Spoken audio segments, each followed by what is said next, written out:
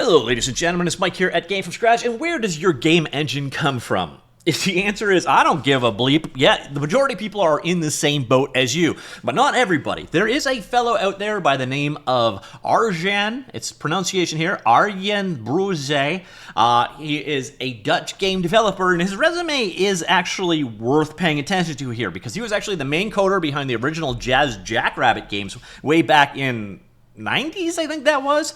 As well, he co-founded Guerrilla Games and Boss Key Productions, and he also spent a lot of time at Unreal Engine. And the reason why we're talking about today is something called the Immense Engine. And the Immense Engine brings up a point that I think is kind of astronomically stupid, but it does lead to an interesting conversation, and that is, where did your game engine come from? Why is that? Well, this fellow is going to start creating his own game engine called the Immense Engine, which I kind of like the name of, to be honest. But other than that, his big ploy here, or his big idea behind it, he said this in an interview on a tech podcast here, is it is going to be a European game engine. Now, I'm not 100% certain what European would mean in this case, because is it continental Europe? Does it include the UK, or is that the EU? I think mostly he's talking about EU here, but I'm going to include Europe in a broader sense today when we're talking about where engines are from. And he's talking about making a new game engine because no one is currently making an engine that is fully European hosted,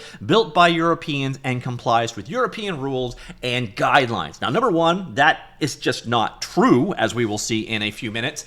And also, who cares? Other than that European guidelines part, and even then, the European guidelines mostly just applies to a very certain subset of games, and that is basically military simulations. Otherwise, right now, you can use Unreal Engine in Europe just fine. So I don't know why that would matter there. Creating usable 3D worlds is becoming increasingly important, certainly for purposes other than gaming. So that is the other part right there. So that's the only part where the European rules and guidelines might come in. So like 3D simulations across the defense and logistics sectors. But for the most part, Unity and Unreal, etc., are going to be compliant with those policies as well. Most international companies are going to be. And then otherwise, there are dedicated simulation companies, and some of the biggest ones are actually based out of Europe, which is strange. And then on top of that, some of you are going to love this one. It is also being made using AI. So, he also stated the project prioritizes an AI-native architecture, criticized existing engines such as Unreal Engine, saying they were made for people and by people who have to click through a menu with a mouse. If you want to change something, it has to be done for the entire engine. The rise of AI means we need to approach the development of this kind of crucial software differently. As an old hand with a vision on how things work, I see opportunities here. If you're smart and know how to put a good framework of agents to work, you could do the work of 10 or 15 people. Now, there's nothing about this necessarily using AI, just being built with AI. So that is the Immense Engine and what we know about it. But this is from somebody who definitely has a pedigree in the world of game development. You know, he's founded 2 studios, one of which is still going strong today. And then he did work, of course, at Epic Games on Unreal Engine. But let's go back to that whole idea of European game engines. Again, the idea of any software being built in a single country anymore is farcical, especially in the world of open source, as we'll see. But let's talk about European game engines. Now, the Unity game engine is the one that would probably come to mind first, because Unity is, again, one of the more popular game engines out there. It is now an American company, but the thing is, Unity was actually founded in Copenhagen and still has probably half of its developers based out of Europe. Now, next up, we have the Flax engine. Now, the Flax engine is created by a Polish developer, almost entirely by him. There is a community of people that are doing contributions to it, which is, again, the idea of a game engine that limits itself to developers from a single block is really stupid. But yeah, Flax engine, European game engine, entirely, by the way, and I suppose then could be used in military defense. By the way, if you've never checked out the Flax engine before, I recommend you do so. It is a very cool game engine. Then we got Heaps. Heaps is the game engine behind Dead Cells, Northgard, a number of other games as well, 2D, 3D graphics, but mostly for 2D style games. But this has been used to create a number of successful titles. It's also a very cool hack-based game engine. Again, if you never checked out Heaps before, I would recommend you do so. It's probably one of those like hidden gems of like for 2D game development. And the thing is, lead developer here from France. And then we've got To Fold. The Fold game engine was developed by King, I do believe. So this is a, oh god, when you get into these areas, a Scandinavian engine at the very least. I believe it was developed out of Sweden originally. It is now a cumulative effort, so there, you definitely could have some Canadian, American, South African, Asian, etc. developers contributing to it, because again, the entire idea of limiting your development to a certain region is astronomically stupid. But this was definitely developed, again, by King, I do believe out of Sweden originally, but it may have been Norway or Denmark or whatever, but I believe it was Sweden here. But regardless of how you look at it, European game engine. So then we've got Game Maker.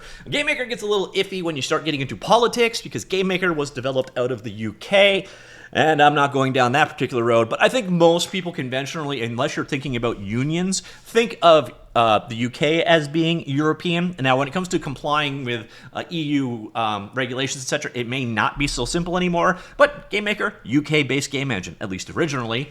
And then we got CryEngine. Where's CryEngine developed? Well, CryEngine is developed in Germany. Yes, that is also in Europe. Has been around for, 20 years now? And that has also led to a number of spin-off engines, Decima Engine. Then we've got the Hammer, no, not Hammer Engine, the other one, the one that's used at Ubisoft, and so on. So definitely, CryEngine has had a huge impact. And last time I checked, CryEngine was in fact in Germany.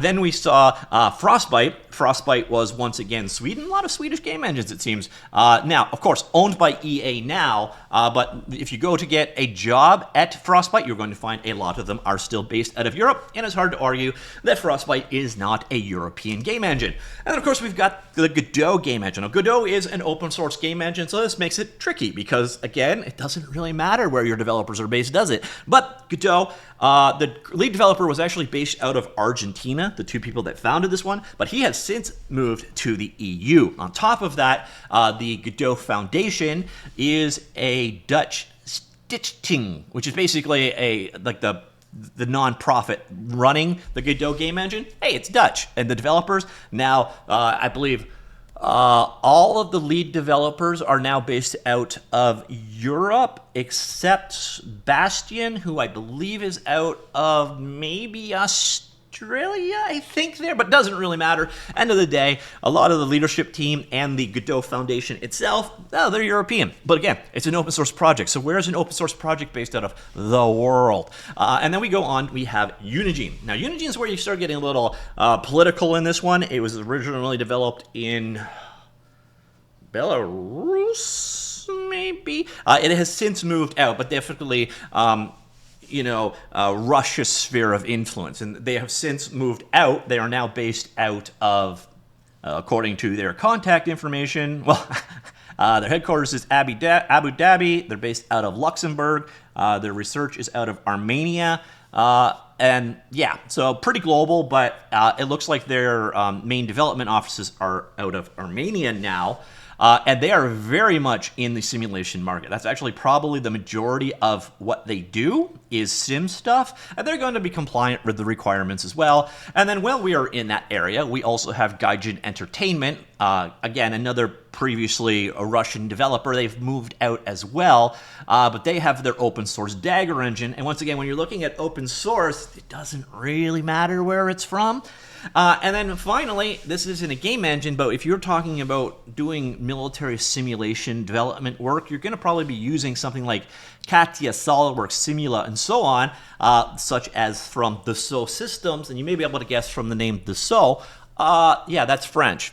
So, as you may have been able to tell, the immense engine, its hook, being developed using AI and being fully European, not doing a lot for me. I don't really understand the appeal, but I thought this would be a good time to point out where these engines are actually from. And when you think about it, a lot of these game engines, most of these game engines, other than id Tech and Hammer and Unreal, well, they've started in Europe. But again, software is global these days, so it really doesn't matter anyways. But I don't get the spiel. I don't get the idea behind Immense Engine. I always welcome more competitors in the space, but going as the, quote, fully European game engine, huh? I don't get it. But hopefully you guys found that interesting. Let me know what you think. Comments down below. I will talk to you all later. Goodbye.